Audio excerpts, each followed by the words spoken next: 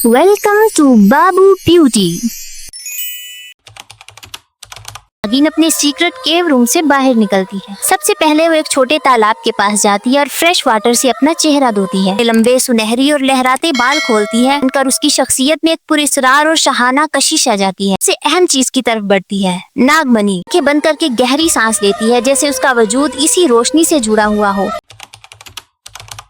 वो नागिन थी। उसकी आंखों में चमक और एक नया तजस्सुस था। नागिन ने मुस्कुराकर तितली के पीछे कदम बढ़ा दिए और लम्हा भर में वो दुनिया बदल गई। दुरुस्त किया। चंद लम्हों में वो एक खूबसूरत लड़की बन गई। तो वक्त थम सा गया। हेलो, रवि ने हल्की मुस्कुराहट के साथ कहा रही थी। अगले दिनों में वो दोनों अक्सर एक बाग में मिलने लगे। रवि का करीबी दोस्त अली इन दोनों को साथ देकर कुछ बदलने लगा। नागिन की खूबसूरती में एक जादू था। गए लम्हे भर को उसकी आंखों की रोशनी सब्ज हुई, मगर फौरन बुझ गई। ये दिलों के बीच फंस चुकी थी। एक जो उससे सच्ची मोहब्बत करता था और दूसरा जो उसके राज और उसको पाने के लिए सब कुछ तबाह कर सकता था। अब आगे चांदनी की टूटी फूटी किरणें दरख्तों के दरमियान से जमीन पर पड़ रही थी। रात खामोश थी। सिर्फ पत्तों की हल्की सरसराहट सुनाई दे रही थी। नागिन जो भी चंद लम्हे पहले अली के सवाल पर खामोश होकर चली गई थी, अब तेजी से जंगल की समत बढ़ रही थी। उसके दिल की धड़कन कुछ और ही कहानी कह रही थी। वो चाहती थी कि इंसानों की आंखों से ओझल हो जाए, अपने असल जहां, अपनी गार तक पहुंच जाए।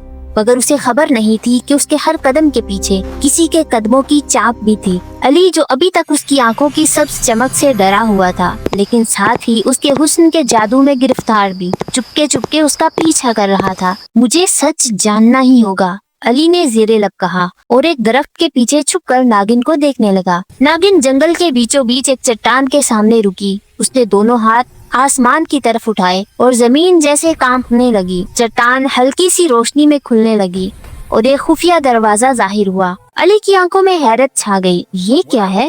वो खुद से सरगोशी करने लगा। नागिन दरवाजे के अंदर गई। चंद लम्हों बाद अंदर से नीली रोशनी फैलने लगी। अली आहिस्ता आहिस्ता करीब आया और दरवाजे के एक किनारे से झांक कर अंदर देखा और फिर उसकी सांस रुक गई। सामने गार में चमकती हुई दीवारों के बीच नागिन अपनी असल शक्ल में मौजूद थी। उसका निचला हिस्सा एक लंबी सब्जो सुनहरी दुम में बदल चुका था। आंखें जमुर्द की तरह चमक रही थी और उसके हाथ में एक नीला पत्थर नागमणि रोशन था। वो पत्थर इतना हसीन था कि अली की नजरें उससे हट न सकी। रोशनी सीधी उसके चेहरे पर पड़ी और वो एक लम्हे को सब कुछ भूल गया। खौफ, हकीकत, इंसानियत, सब कुछ।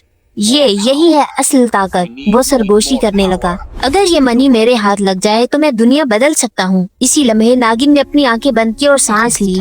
ऐसा लगा जैसे जमीन पर खामोशी नाजिल हो गई हो। वो मनी को अपने दिल के करीब लेकर धीरे से कहने लगी, यही मेरी जिंदगी का राज है, यही मेरा बोझ भी। अली का दिल तेजी से धड़कने लगा। मोहब्बत और लालच का तूफान उसके अंदर मचल रहा था। मैं तुम्हें हासिल करूंगा चाहे कुछ भी हो जाए। वो पीछे हटा, मगर दिल में एक खतरनाक इरादा लेकर। रात के अंधेरे में वो तेजी से शहर की तरफ लौट गया।